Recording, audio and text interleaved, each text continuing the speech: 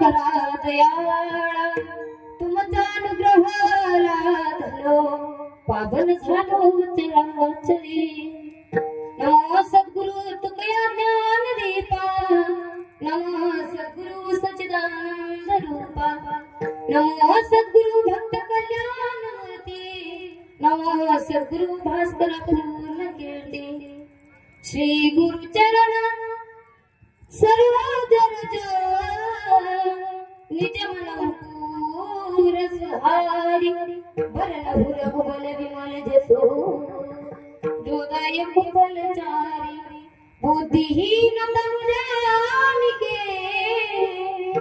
सुमिरो पवन कुमार बल बुद्धि विद्या देहु मोहि हर उपले सबिका पवन कुमार पधारो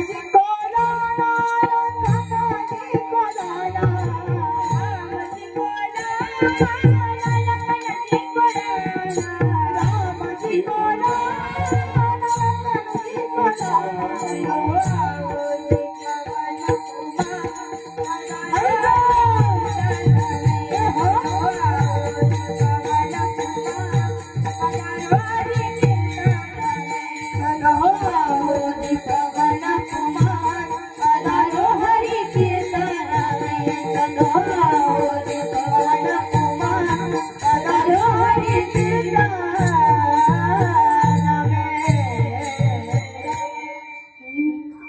ज्यांची क्रिया स्मरण होय सगळ विद्येचे अधिकरण त्याचे वंदन श्री चरण श्रीचे नमस्कार नियत विठ्ठल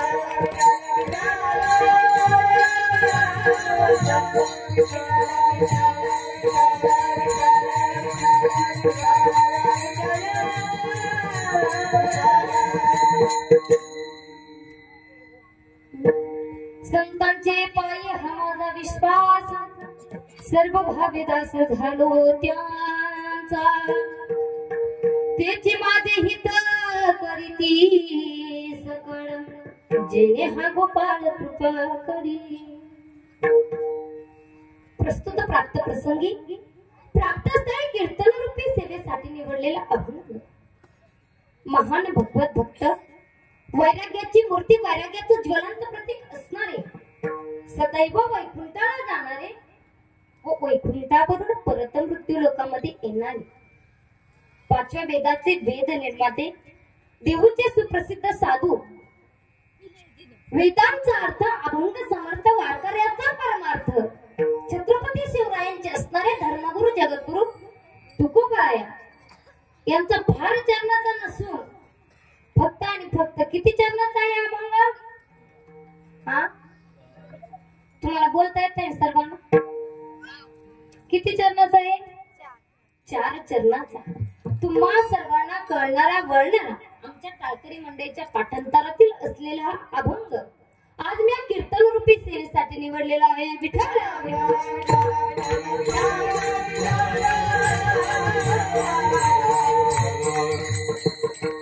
अभंगाकडे वळण्यापूर्वी अल्पसा परिहार द्यायचा तो असा की सत्ताधीश भगवान परमात्मा की ज्याच्या सत्तेशिवाय वृक्षाचं पानही हलत नाही वृक्षाचे पाणी हली ज्याची सत्ता राहिली अनंत मग कोठे किंवा तुझी या सत्तेने वेदासी बोला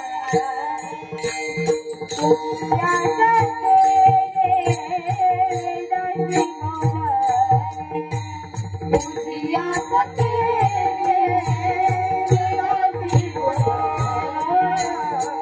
तुझी या सत्तेने वेदासी बोला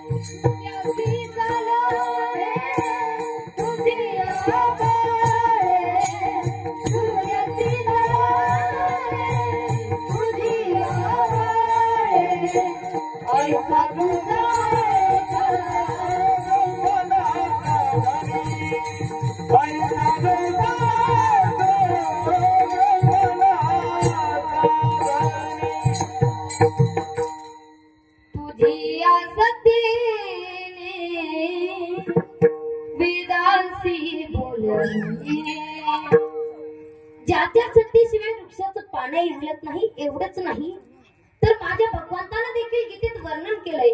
गतीर भरता प्रभू साक्षी निवास शरणं स्वर प्रभव प्रलय स्थानम निधानम बीजमूव्य.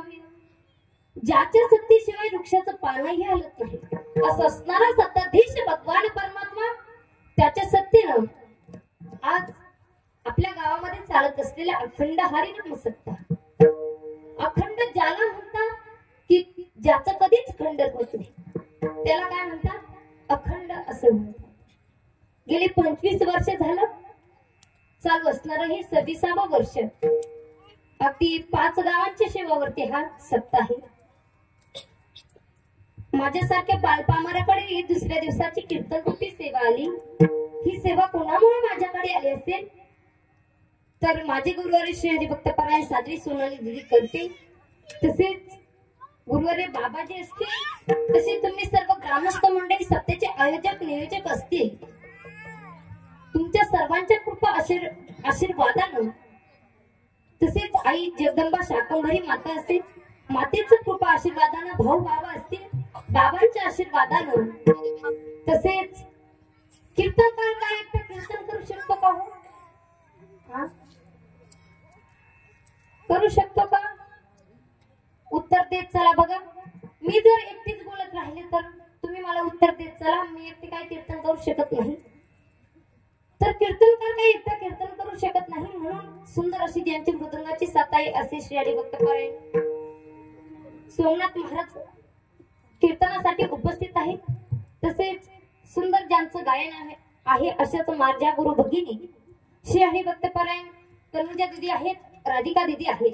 त्यांचे मी कोटी कोटी धन्यवाद व्यक्त करते. मूर्ती लहान पण कीर्तिमान म्हणायला हरकत नाही महाराज असं त्यांचा गोड आवाज आहे. तसेच आपले धनु काका आहेत. काकांना सर्व गुण संपन्न आहेत. काका मृदंगाच्या बाबतीत सेवेच्या बाबतीत प्रत्येक गुण काकांमध्ये आहे. काकांचे देखील आज आमच्या कीर्तनासाठी काका उभे राहिले. काकांचे देखील मी कोटी कोटी धन्यवाद व्यक्त करते. तसेच येळेश्वर संस्थान या संस्थानचे सर्व आपले विद्यार्थी आहेत. त्यांचे देखील मी कोटी कोटी धन्यवाद व्यक्त करते. तसेच तुम्ही सर्व टाळकरी मंडळी इकडे माझ्या माता बहिणी आहेत. सुंदर असे तुळस तुम्ही घेऊन उभा राहिला. तुमचे देखील कोटी कोटी धन्यवाद व्यक्त करते. तसेच चौकदार काका असतील. माझा आवाज तुमच्यापर्यंत पोहोचणारे साऊंड सिस्टीम वाले काका असतील. काका मला काही यातलं ज्ञान नाही. तुमचं आयुष्य यातच चाललंय त्यामुळे तुम्हाला जसा आवाज देता येईल तसं द्या. तसेच आपले विनेकरी बाबा आहेत. तसेच आज मी नारदाच्या गादीवरती उभा आहे. खरे अर्थात बाबांमुळे 4 पिढ्यापासून बाबांचा आणि आमचा संपर्क आहे. अगदी कलियुगातले साधू म्हणायला काही हरकतच नाही बाबा. कलियुगातले साधू म्हणून तुम्हाला पाहायचं असेल ना तर बाबांकडे पहा. सर्व गुण संपन्न बाबा. जितनी आपली मेहरबानी है उतनी मेरी औकात नहीं. काय जितनी आपली मेहरबानी है उतनी मेरी औकात नहीं. ये तो कृपा है गुरुवारी रामगिरी बाबा की वरना मुझे मेरी कोई सी ऐसी हालत नहीं. बाबांच्या कृपेनं तसेच माझ्या कीर्तनासाठी माझे वडील आहेत. बाबा आहेत. तुम्हा सर्वांच्या कृपा आशीर्वादानं या ठिकाणी मला येण्याचा योग आला. बाबांचं वर्णन करावं तितकं थोडंच आहे. बघा देवापेक्षाही श्रेष्ठत्व कोणाला आहे बरं? संतांना आहे.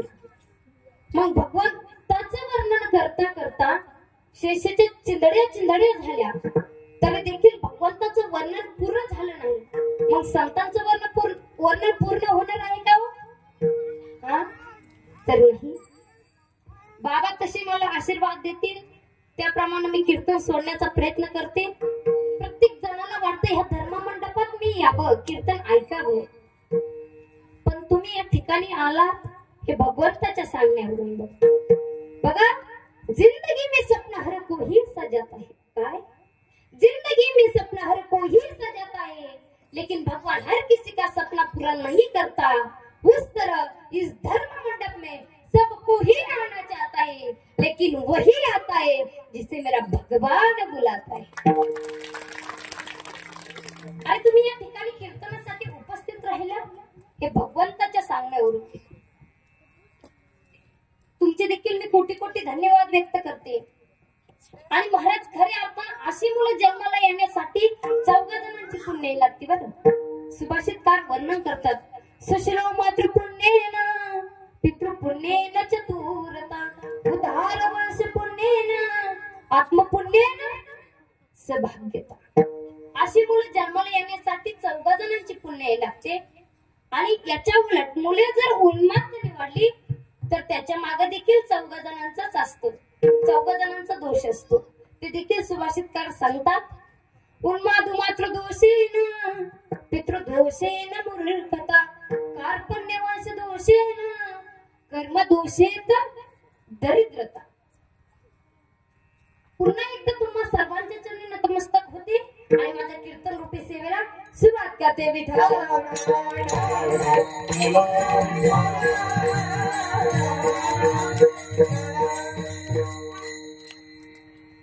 अभंग कुणाचा आहे? तुमचा आहे की माझा? मोठ्याने बोला, मला वयोमानाने ऐकायला जरासं कमी. जगद्गुरु तुकोबरायांचा. कोण बरं तुकोबराय? की ज्यांचं नाव घेतलं तर यमाला थर कापतो.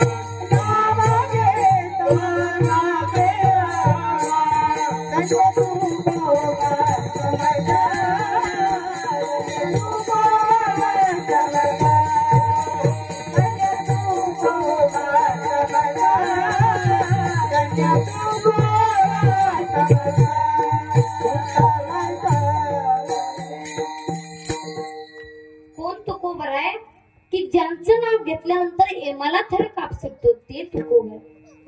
अरे कोण तुकोबर आहे? ऐका, उगाच झोपतो त्याला आराम म्हणतो. काय? उगाच झोपतो त्याला आराम म्हणतो. मेलेला परत उठत नाही त्याला हे राम म्हणतो. वाईट मार्गाने जो धन कमवतो त्याला हा राम म्हणतो. आत्माचं जो रक्षण करतो त्याला आत्मा राम म्हणतो. आणि साक्षात भगवंत ज्याचे पाय पुसतो ना त्याला तुकाराम म्हणतात. त्याला तुकाराम. ते तुकोबर आहे. कोण तुकोबर आहे? की ज्यांच्या घरामध्ये फुटका खाट, तुटका ताट, फुटका माठ तरी देखील थेट वैकुंठाचे वाट असे असणारे अधिकार संपन्न जगद्गुरु तुकोबर आहे. यांचा अभंग आज आपण सेवेसाठी निवडलेला आहे. विठाल विठाल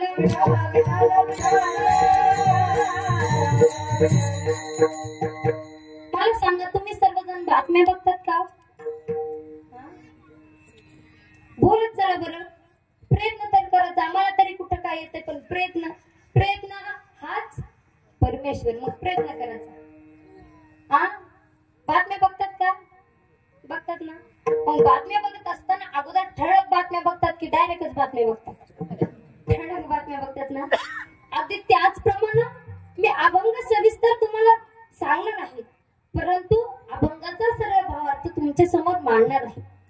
ज्याप्रमाणे ठळक बातम्या पाहिल्याच्या नंतर समोरच्या बातम्या आपल्याला लवकर समजतात, अगदी त्याचप्रमाणे जर अभंगाचा सरळ भावार्थ आपण बघितला की अभंग सोडायला सोपा जातो. म्हणून सर्वप्रथम मी तुम्हाला अभंगाचा सरळ सरळ भावार्थ सांगते. बघा, तुकोबराय अभंगाच्या प्रथम चरणात सांगतात, संतांचे पायी हा माझा विश्वास, सर्व भाविदास झालो त्यांचा. तुकोबराय म्हणतात, माझा विश्वास जर कोणावर असेल तर संतांच्या चरणावरती आहे आणि सर्व भावांना मी काय झालोय, त्यांचा दास झालो. का तर तेच माझे हित करी ती सकळ, आणि जेणे हा गोपाळ कृपा करी.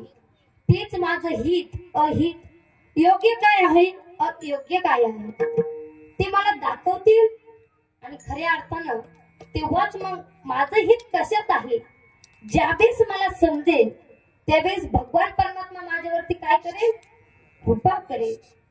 आणि अशा या खडतर मार्गाने मी मार्गक्रमण करत असताना मी जर भागलो, शिनलो, थकलो तर ते काय करतील, मला कडेवरती उचलून घेतील. ज्याप्रमाणे एखादं छोटस बाळ आहे, ते थकलं तर त्याची आई जशी त्याला कडेवरती अलगदपणे उचलून घेते, तशी मी जर थकलो, भागलो, शिनलो तर संत मला कडेवरती उचलून घेतील आणि मग मी सर्व सुखाशी काय होईल, प्राप्त होईल. आणि अशा ह्या संतांचं तुका म्हणे शेष घेई ना आवडी किंवा सेवे ना आवडी, वचन न मोडी बोली लेते. आणि अशा ह्या संतांचं जे काही उचिष्ट शेष आहे ते मी आवडीनं काय करन, सेवन करन, आणि त्यांचं वचन मोडू देणार नाही. प्राण जावे पर वचन न जावे, ऐका तर तेच माझं काय करणार आहे, हित करणार आहे. हा झाला अभंगाचा सरळ सरळ भावार्थ. विनोदी भाषेत सांगायचं झालं तर ह्या झाल्या आजच्या ठळक ठळक बातम्या. विठ्ठल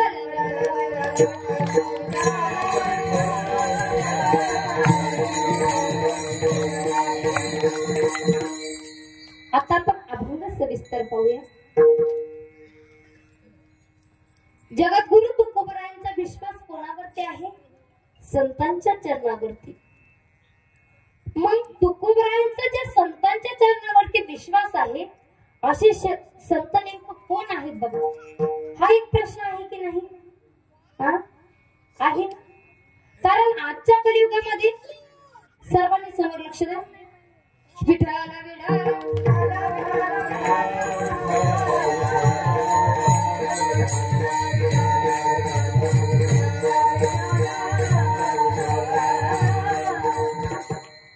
कारण आजच्या कलियुगामध्ये संत ओळखणं फार कठीण झालंय महाराज. प्रत्येक जण पोटासाठी आजकाल संत झाले, पोटासाठी संत झाले कलित बहुत. या कलियुगामध्ये स्वतःच्या पोटासाठी प्रत्येक जण भगवा वस्त्र धारण करतोय आणि स्वतःला संत म्हणून सिद्ध करतोय. भगवा हा शब्द काही सामान्य नाही महाराज.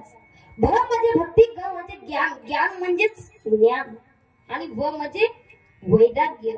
भक्ती, ज्ञान आणि वैराग्य ज्यांच्याकडे बघून माणसाने शिकावं त्यांनाच भगवा वस्त्र धारण करावं. आजच्या कलियुगामध्ये संत ओळखणं कठीण झालंय. संतांची अशी स्थिती झाली महाराज. माझं बोलणं तुम्हाला समजतंय ना? मग सर्वांनी सर्वांगाची कान करून ऐकायचंय. सर्वांगाची कान केल्यानंतर आपल्याला कीर्तन समजणार आहे. बघा, संतांची आजकाल स्थिती अशी झाली आहे, ज्याप्रमाणे एखादा आंधळा आहे आणि तो पिक्चर थिएटरच्या समोर भीक मागण्यासाठी बसला. एक व्यक्ती येतो आणि त्या भिकाऱ्याच्या पात्रामध्ये 5 रुपये टाकतो. किती? 5 रुपये. तो भिकारी म्हणतो, त्या गृहस्थाला म्हणतो, बाबा तुझ्या अंगामध्ये 30 ते 35 हजाराचा पोशाख आहे, पायामध्ये 10 हजाराची जोडे आहे, हातामध्ये 50 हजाराचा फोन आहे, आणि भिकाऱ्याच्या पात्रामध्ये फक्त 5 रुपये टाकले.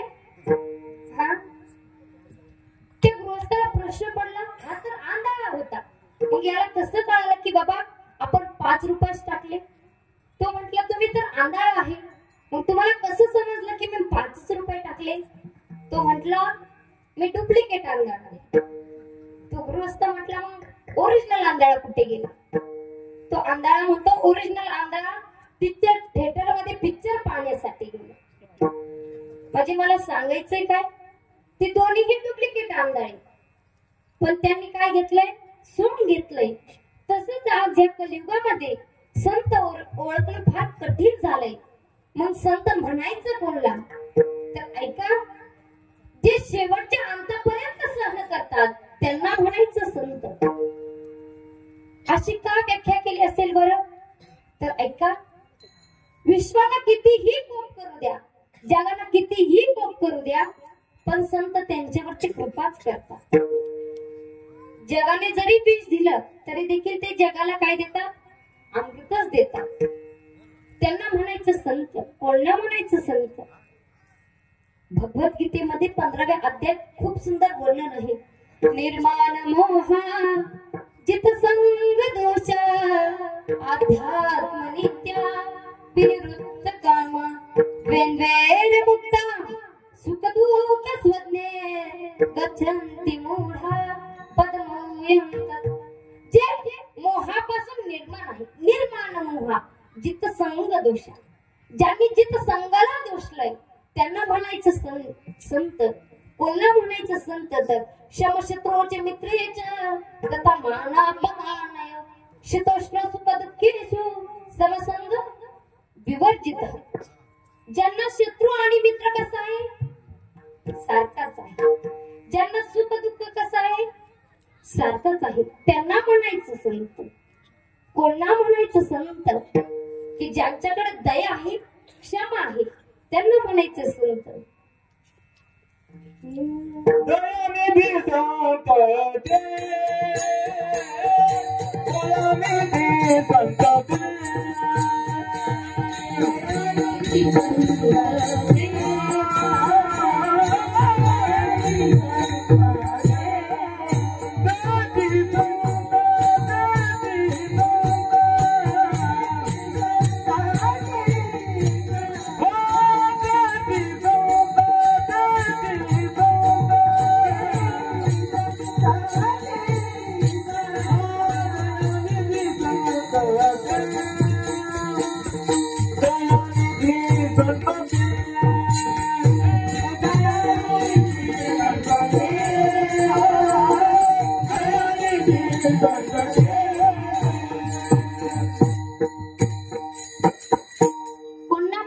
संत दयानिधी संत ज्याच्याकडे दया आहे, क्षमा आहे, किंवा संत तोची जाणार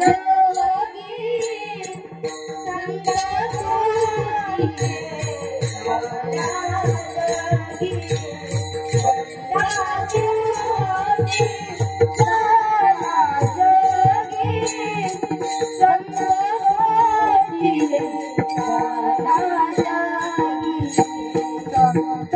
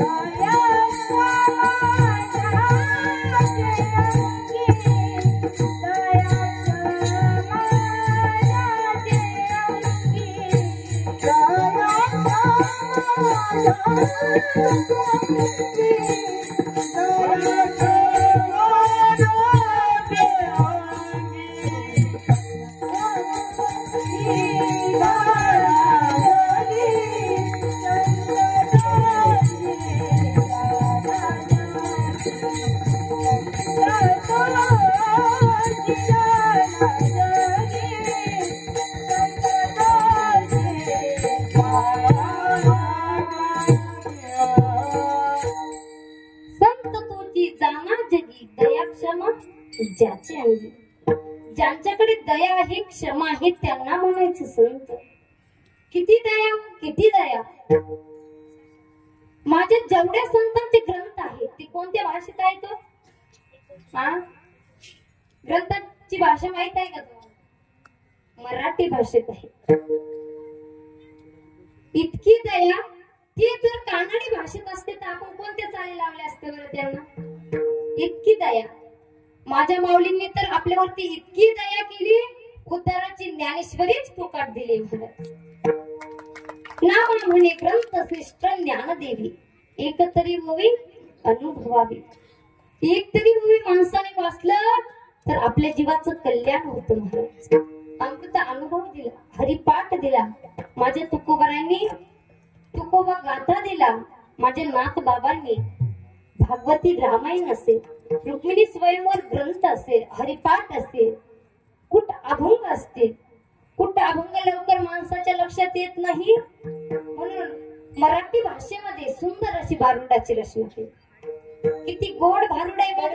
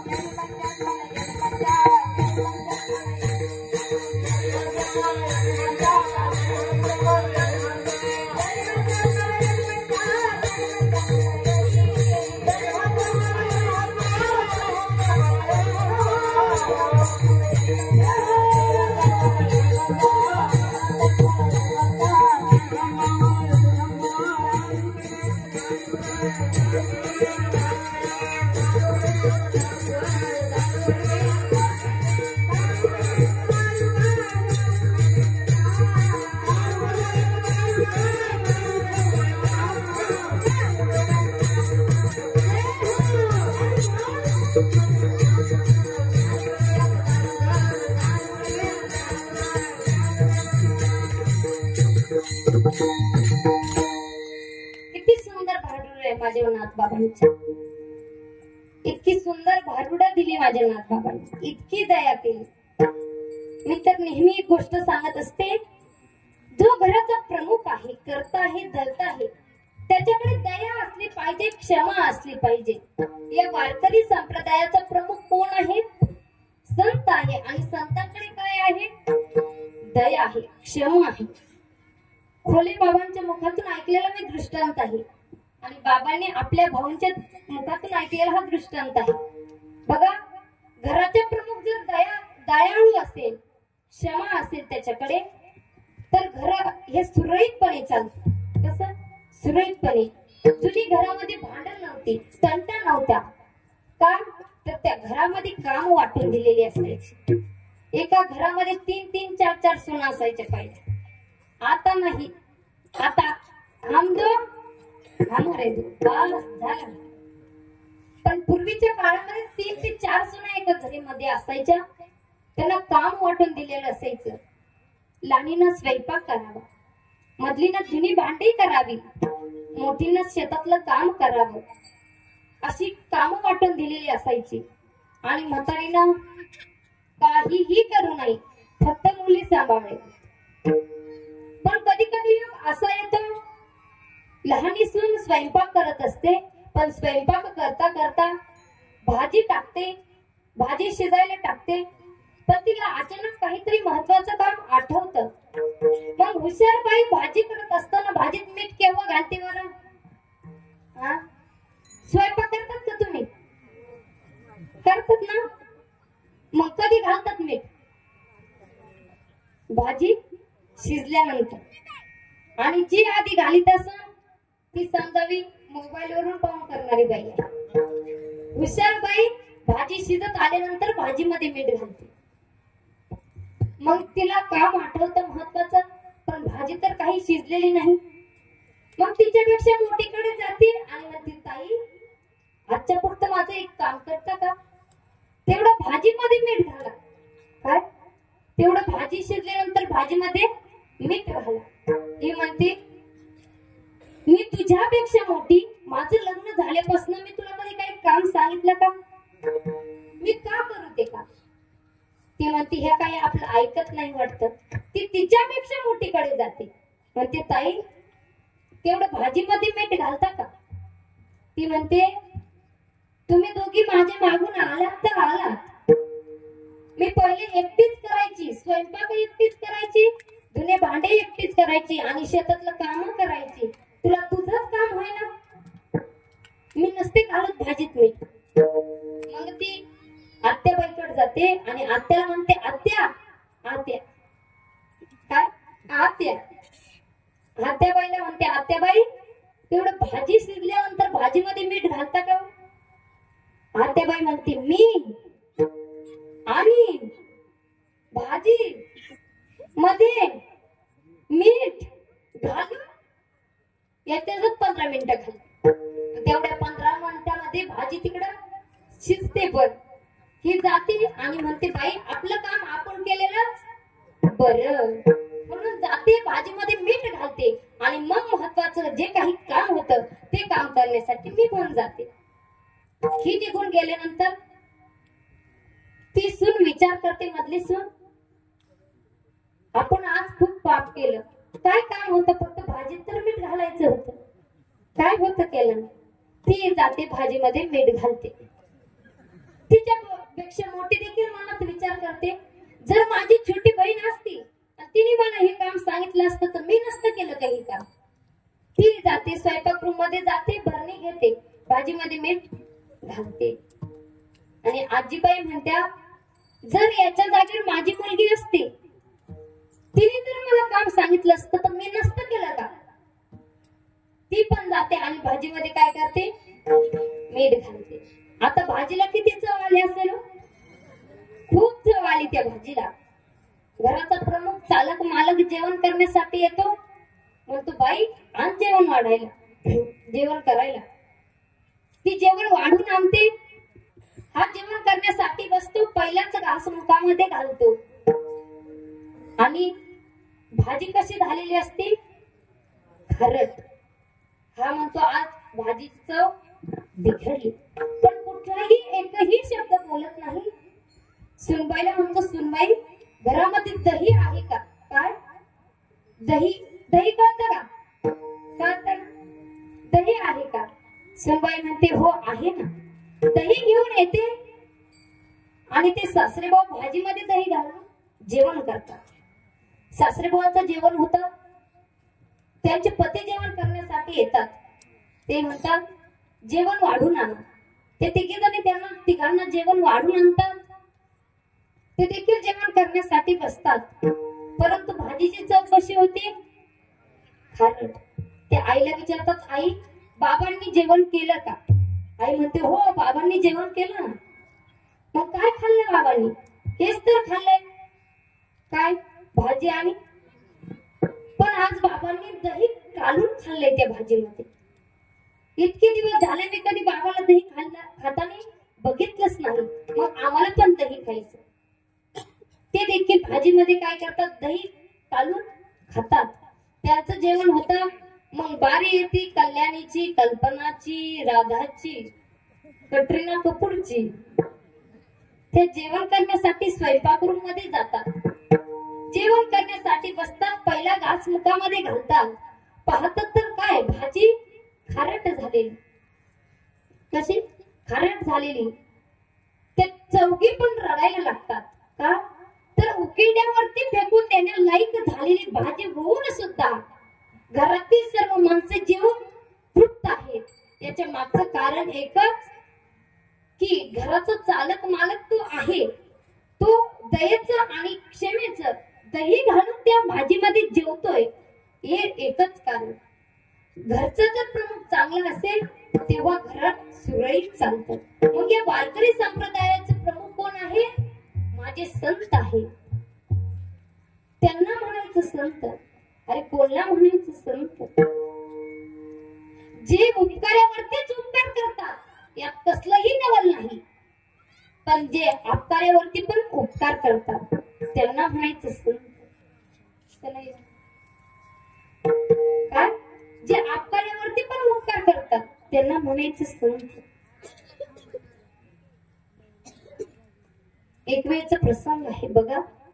विसोबा चाटी ज्याला माऊलीला पोटासाठी अन्न मिळू दिलं नाही, कण मिळू दिला नाही, त्याच विसोबा चाटीला माझ्या माऊलीनं नामदेवांचा गुरु बनवून त्याचा मान वाढवला, कीर्ती वाढवली.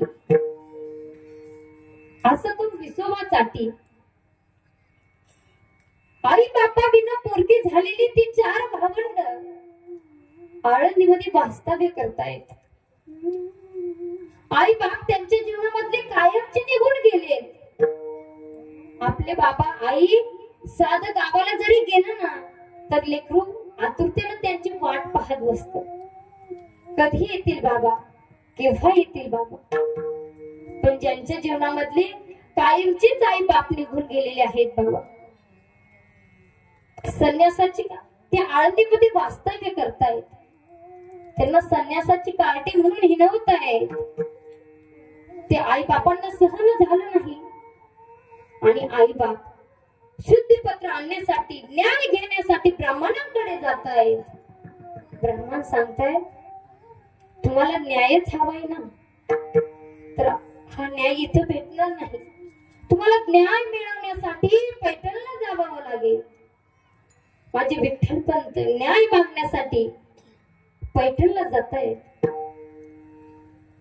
तिथल्या ब्राह्मणांना विचारतायत आम्हाला न्याय हवाय, शुद्धीपत्र हवंय.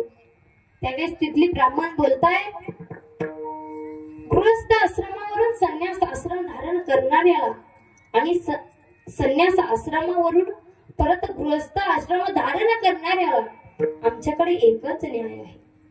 तो म्हणजे कोणता न्याय, तर देहांत प्रायश्चित्त. एकच न्याय तो म्हणजे देहांत प्रायश्चित्त. आणि ते शुद्धीपत्र घेऊन विठ्ठल पंत आळंदीस येतात. माझ्या रुक्मिणी माता ते शुद्धीपत्र हातामध्ये घेतात. ते शुद्धीपत्र वाचतात. वाचल्यानंतर डस डस रडू लागतायत. त्यांना खूप आंबाडा फोडून येतोय त्यांचा, खूप डस डस रडतायत. तर का, तर एकच न्याय होता तो म्हणजे देहांत प्रायश्चित्त. आपल्या मुलांना सोडून देहांत प्रायश्चित्त करण्यासाठी निघून जात आहेत. रात्रीची वेळ आहे, ते शांत असं वातावरण आहे आणि माझे विठ्ठल पंत रुक्मिणी माता न्याय घेण्यासाठी, आपलं देहांत प्रायश्चित्त करण्यासाठी इंद्रायणीच्या काठीवरती जातात आणि आपलं देहांत तिथं सोडून देतात.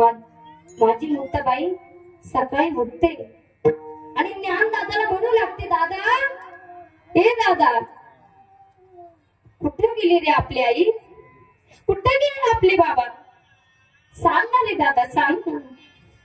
त्यावेळेस माझे ज्ञान दादा सांगतात, मुक्ते, आपले आई बाबा अशा गावाला गेलेत ग की त्या गावावरून परत येऊ शकणार नाही, अशा गावाला गेलेत. मुक्ते, आता तुला कधीच दिसणार नाही आपले आई बाबा, कधीच दिसणार नाही.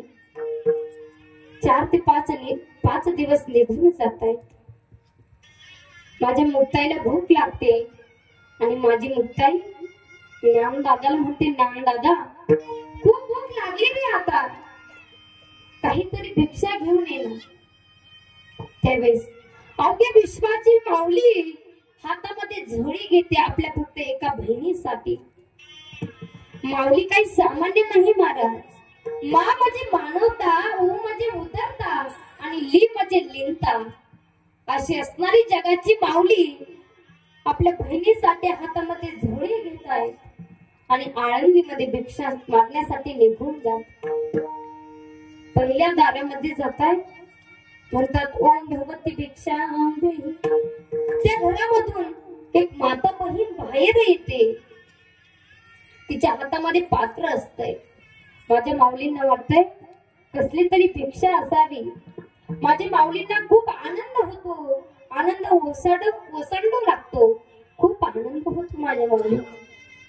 परंतु ज्यावेळेस ती माता माऊली ते पात्र घेऊन माऊलींच्या समोर येते, त्यावेळेस माझी माऊली पाहतात तर काय, त्या पात्रामध्ये पूर्ण घर झाडलेला कचरा होता.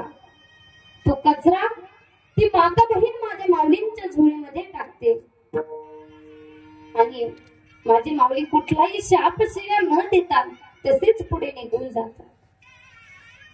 समोरच्या घरी गेल्यानंतर तिथल्या माता भगिनीला माऊलींची दया येते आणि अर्धी भाकर लोणचं भर पीठ माझ्या माऊलींच्या झोळीमध्ये घालते. माझी माऊली लगबगीने सिद्धपेठाकडे निघतायत, पण वाटेमध्ये धिप्पाड देहाचा असणारा तो विसोबा वाटेमध्ये उभा आहे. वाटेवरती उभा आहे आणि माझ्या ज्ञानोबरांना ज्ञान्या ज्ञान्या म्हणून आवाज देतोय. माझी माऊली म्हणतात, बोला ना काका, काय काम आहे? कुठे गेला होतास? कुठे नाही हो काका, माझ्या मुक्ताईला खूप भूक लागली, तिच्यासाठी भिक्षा मागण्यासाठी आळंदीत गेलो होतो. अरे कोणाची? कोणला विचारून तू आळंदीमध्ये गेला होतास? काका, भिक्षा तर मागण्यासाठी गेलो होतो ना, मग याला काय विचारायचं? माझा तो विसोबा असणारा माझ्या माऊलीची जोडी ओढून घेतोय. अर्धी ती भाकर असणारी कुत्र्याला टाकतो आणि ते पीठ मातीमध्ये रगडतोय. माझ्या माऊली आता खूप राग अनावर करण्याचा प्रयत्न करताय, पण राग काही अनावर होत नाही. माऊली ढस ढस रडू लागतायत. त्या माऊलींच्या अश्रूच्या पाण्यानं त्या पिठाची कणिक झाली होती. माझे माऊली जातात, कुटी लावून घेतात आणि गुडघ्यामध्ये मुडकं घालून डस डस रडू लागतायत. ती छोटीशी असणारी मुक्ताई माऊलींना सांगते, दादा, जगाला जरी आग झालं तर आपण पाणी व्हायचं असतं.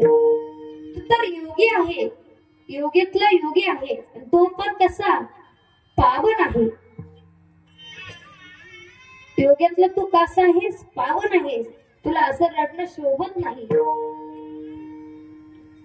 तू विश्वाने जरी आग झालं तर आपण पाणी व्हायचं असतं. मला यातून तुम्हाला सांगायचं एवढंच दादांनो, ज्या विसोबानं पोटासाठी अन्नाचा कण मिळवू दिला नाही, त्याच विसोबावरती इतका उपकार केला महाराज की त्याला नामदेवांचं गुरु बनवून त्याची कीर्ती वाढवली. त्यांना म्हणायचं संत. पण आजच्या कलियुगामध्ये उपकारावरती चापकार करतात. समजण्यासाठी दृष्टांत सांगेल बघा. तत्पूर्वी भजन करा.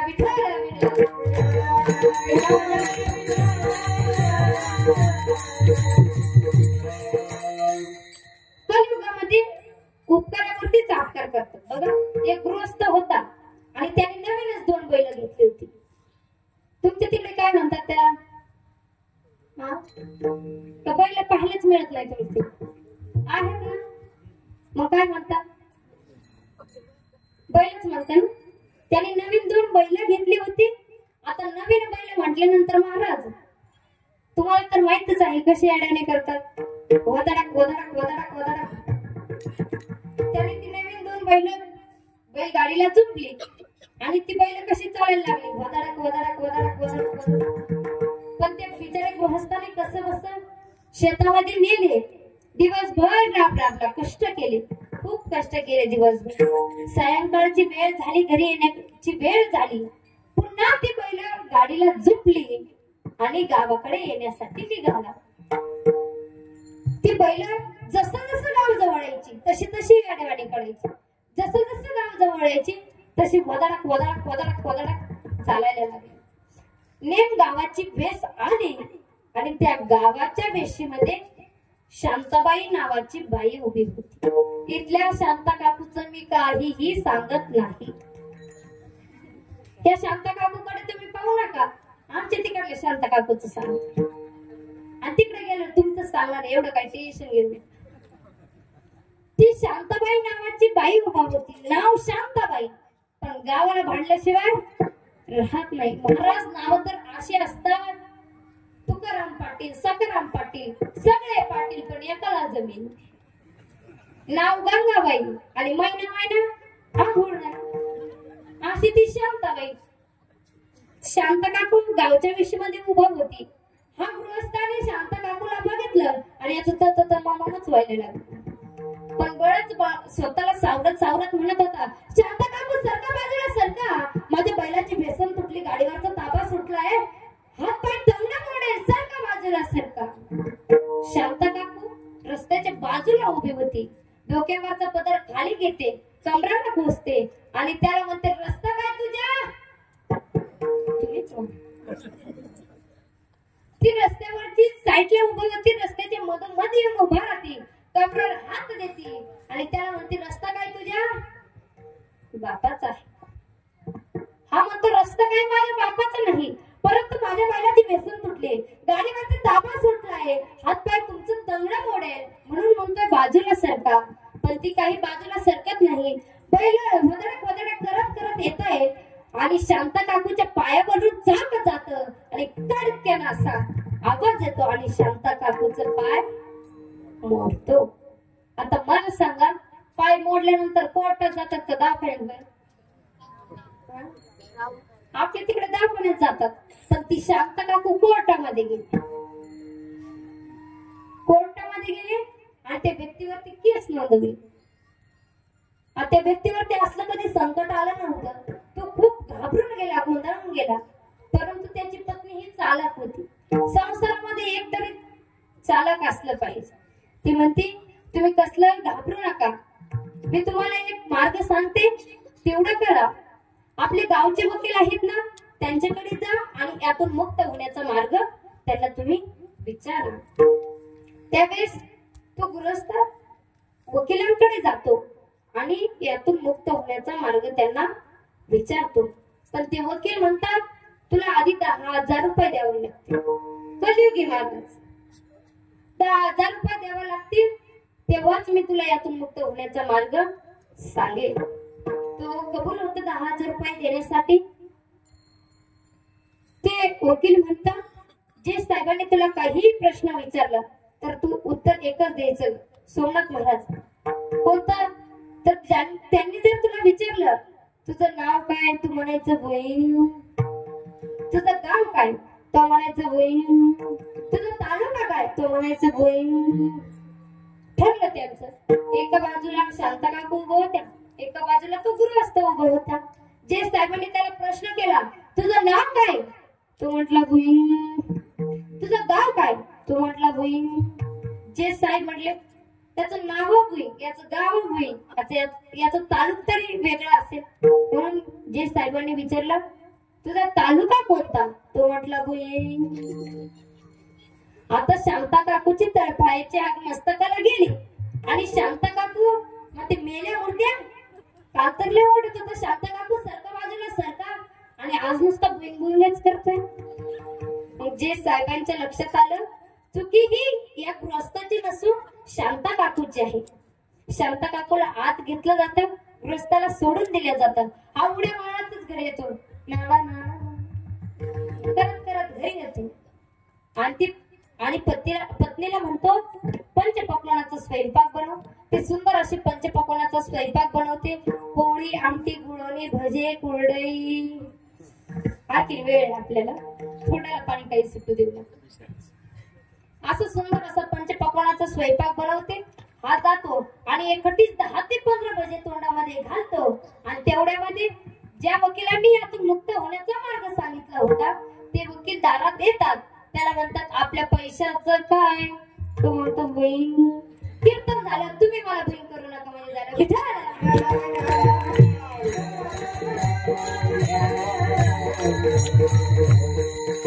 म्हणजे मला तुम्हाला या दृष्टांतातून सांगायचं एकच, की आज कलियुगामध्ये जे आपल्यावरती उपकार करतात, वकिलांनी त्याच्यावर काय केला, उपकार केला, पण त्यांनी फेड कशाने केली, अपकाराने. पण माझे संत असे नाहीत, उपकारावरती देखील उपकार करतातच, पण अपकारावरती देखील उपकार करतात. आणि अशा या संतांचे तुकोबाराय काय झाले, तर अभंगाचा अर्थ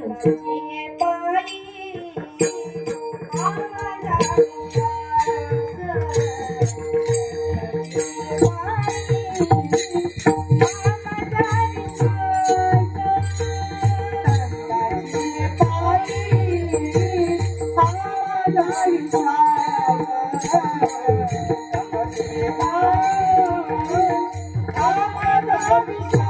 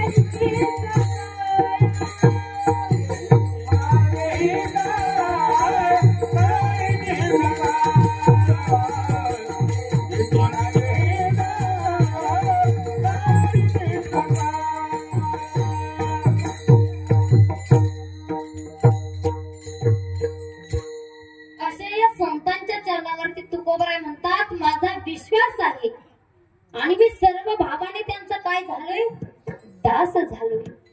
महाराज, विश्वास हा फार महत्वाचा आहे, फार. मग क्षेत्र कुठलंही असो, संसारिक असो किंवा परमार्थिक असो, परंतु विश्वास हा फार महत्वाचा आहे. प्रपंच करत असताना सासू सुनेचा विश्वास असला पाहिजे, सासूचा सुनेवरती असला पाहिजे आणि सुनेचा देखील सासूवरती असला पाहिजे. पती पत्नीचा एकमेकांवरती विश्वास असला पाहिजे.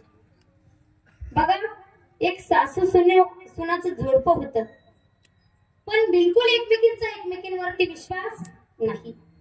सून कुठे गेली की सासून काहीतरी करून खावं आणि सासू कुठे गेली की सुनेनं काहीतरी करून खावं. एक वेळ सून धुण्यासाठी नदीवरती जाते तेव्हा सासू मनात विचार करते, सून घरामध्ये नाही तर आपण काय करावं, चान्स मारून घ्यावा. आता स्वयंपाक करणाऱ्या बायांना मला सांगा, सर्वात लवकर होणारा पदार्थ कोणता? हा, शेवायचा भात. शेवायचा भात हा पदार्थ लवकर होतो. ती सासू जाती शेवायचा भात करते, पण भाताची खोड अशी बरं बाबा, भात शिजतो लवकर पण गार होत नाही. भात लवकर थंड होत नाही. ती विचार करते, जर आपण भात याच ठिकाणी खात बसलो आणि सुनबाई आली तर मोठा घोटाळा व्हायचा. म्हणून मागच्या रूम मध्ये जाते, फॅन चालू करते, त्या भाताला थंड करण्याचा प्रयत्न करते, पण भात काही लवकर थंड होतच नाही. तेवढ्यामध्ये सून धुवून येते, वाळत टाकते.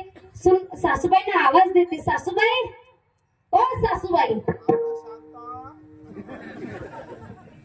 असा आवाज देते. पण सासूबाई म्हणतात, आपण जर सुनेला आवाज दिला तर आपलं काही खरंच नाही, म्हणून ती आवाजच देत नाही. मग सून पण मनामध्ये विचार करतात की सासूबाई कुठेतरी गेलेले आहेत. चुलीवरती लाल बुंद असं दूध तापलेलं होतं. एक ग्लासामध्ये ती दूध घेते, सुंदर पैकी त्यावरती तूप टाकते, साखर टाकते आणि ती देखील मनात विचार करते, जर आपण इथंच दूध पीत बसलो आणि सासूबाई जर आल्या तर. म्हणून ती देखील मागच्या रूम मध्ये दूध पिण्यासाठी जाते. पण पाहते तर काय, आधी शांता काकू उपस्थित आहेत. ती म्हणते, सासूबाई म्हणते, सुनबाई इकडं कुठं? सुनबाई म्हणतात, सासूबाई तुम्ही हा भात कोरडा कसा खाणार, म्हणून दूध घेऊन आले.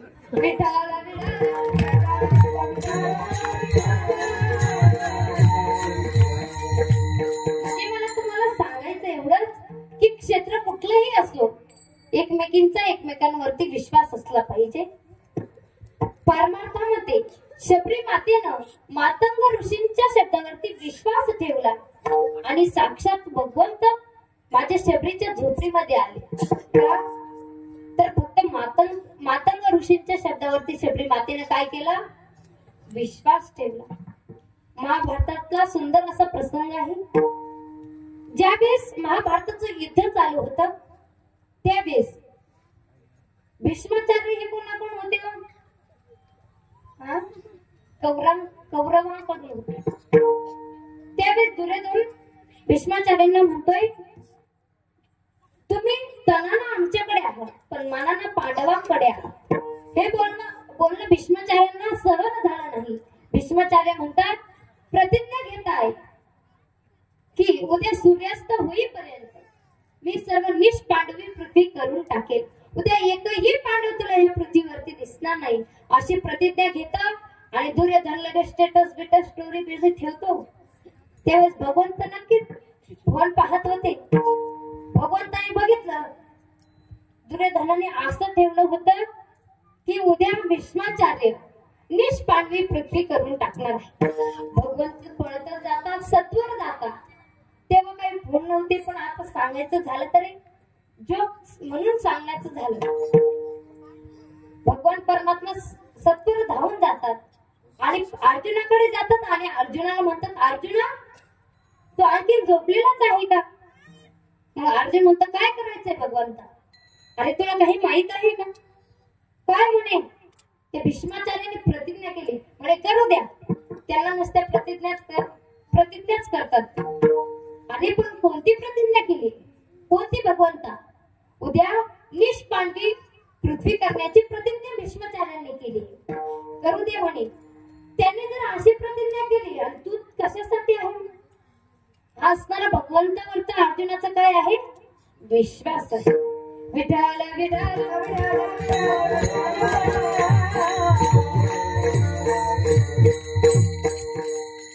असा हा असणारा दृढ विश्वास माझ्या तुकोबरायांनी संतांच्या चरणावरती ठेवला. विश्वासच ठेवला नाही तर काय केलं? सर्व भावाने त्यांचा दास झाले. का तर अभंगाचा दुसरा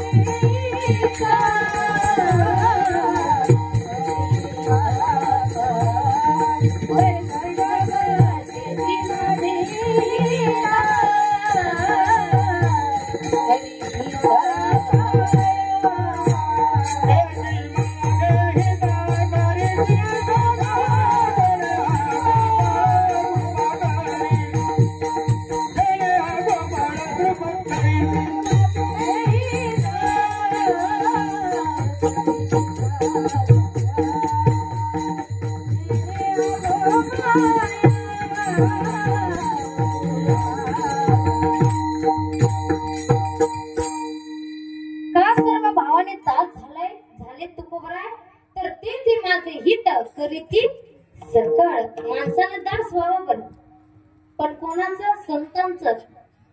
ज्याप्रमाणे भाऊ बाबांचं दास व्हावं माणसानं. पण आजकाल दास होत आहेत, पण कोणाचे?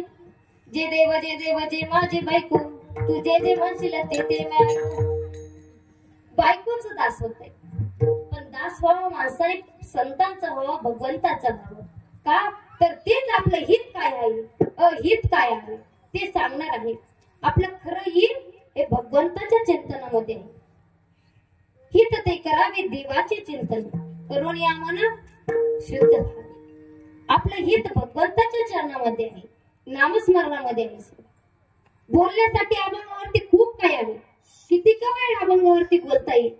पण माझ्या समोर तुम्ही सर्वजण वयस्कर काही बसलेले आहेत, काहींना पाठीचा त्रास, काहींना गुडघेदुखीचा त्रास, असा त्रास असतो.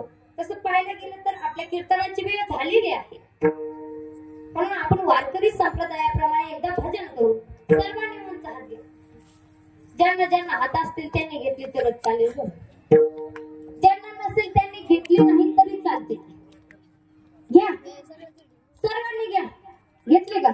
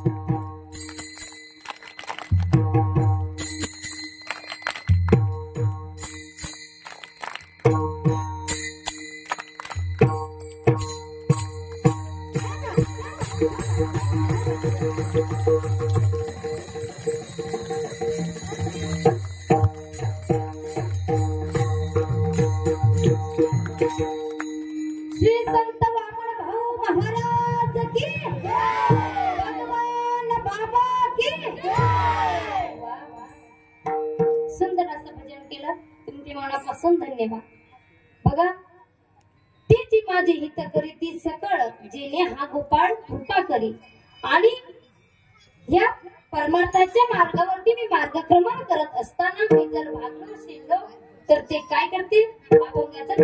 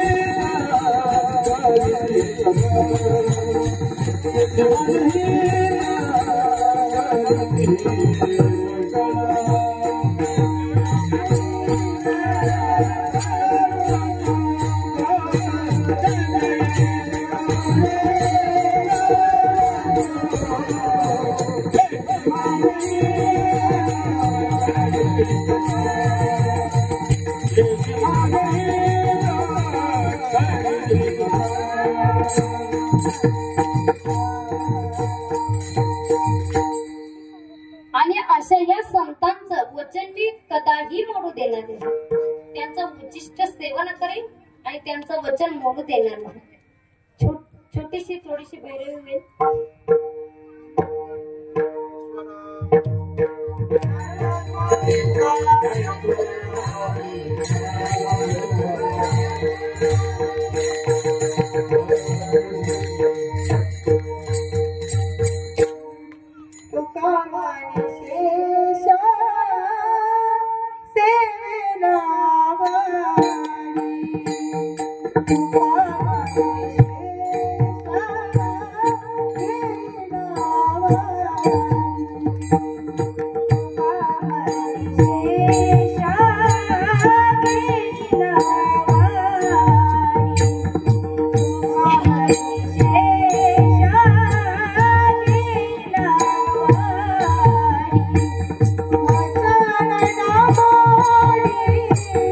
Oh